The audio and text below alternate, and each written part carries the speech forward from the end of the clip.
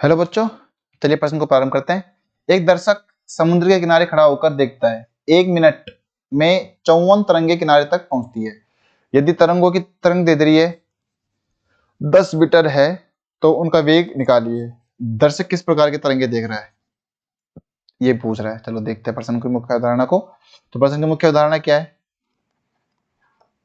मुख्य अवधारणा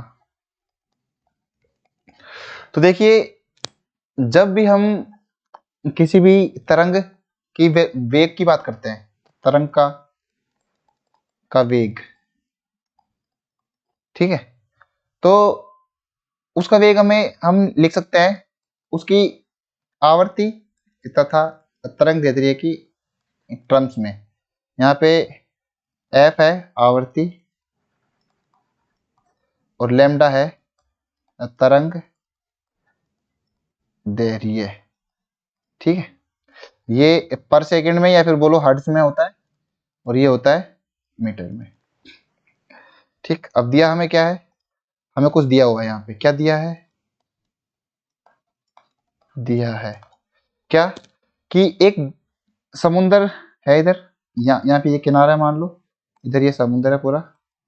यहाँ से कोई तरंगे यहाँ से उठ के आती हैं इस प्रकार से, यहाँ पे तरंगे इस प्रकार से इस दिशा में पहुंचती है। यहाँ पे कोई आदमी खड़ा है, ठीक है।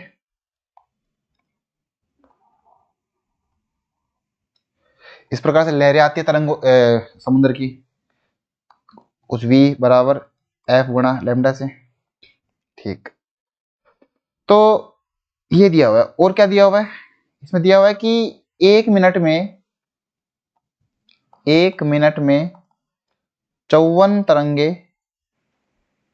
पहुंचती हैं और तरंग दैर्ध्य दिया हुआ है 10 मीटर की, ये तरंग दैर्ध्य है, ठीक है।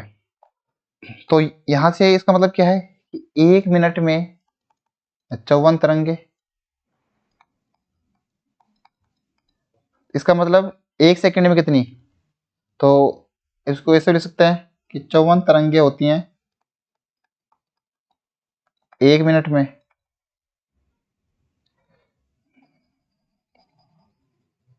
चलो, हमें दिया हुआ है 1 मिनट में 54 तरंगे,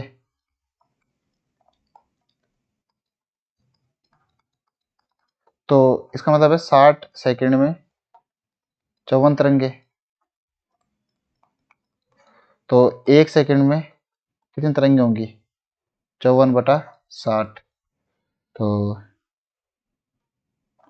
6 नाम 54, 6 ढाई 60, 0.9 या फिर 9/10 ही ठीक रहे, 9/10 तरंगे।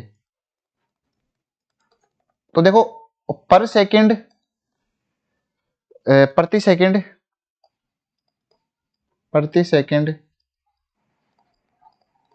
तरंगों की संख्या यही होती है आवृत्ति।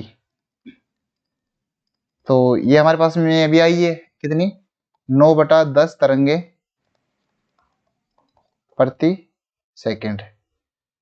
इसका मतलब ये हर्ट्ज में हमारे पास में मान आया है। तो आ गया, तो अब चलो प्रश्न को हल करते हैं। हम जानते हैं कि v बराबर होता है एफ गुणा लैम्डा, चाल, ध्वनि की चाल। तो ये कितना, ध्वनि नहीं सॉरी, कोई भी तरंग की चाल। तो आवर्ती कितनी आ गई, 9/10। लैम्डा का मान कितना दिया हुआ है हमें, ये हुआ है 10 मीटर।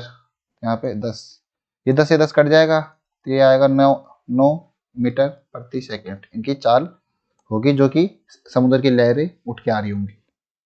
अब ये बोला कि समुद्र की लहरें किस प्रकार की तरंगे होती हैं।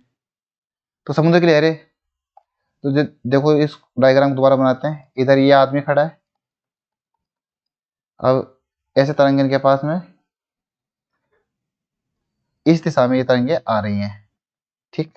क्योंकि यहाँ पे देखो भी तरंगे जो आ रही है, ये मतलब समुद्र में जो विक्षोभ जो पैदा हो रहा है उसमें जा रही है ना। तो अगर हम देखें, जो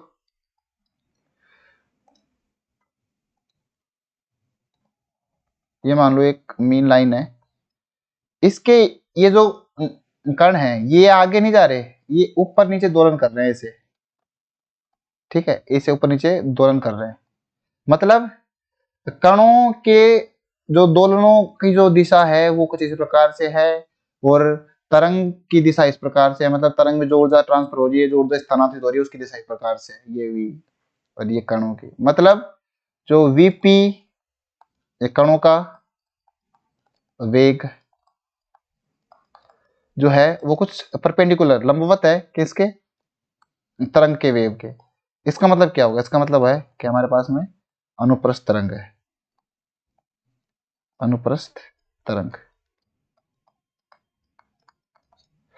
तो आशा करता हूं आपको समझ में आया होगा। धन्यवाद।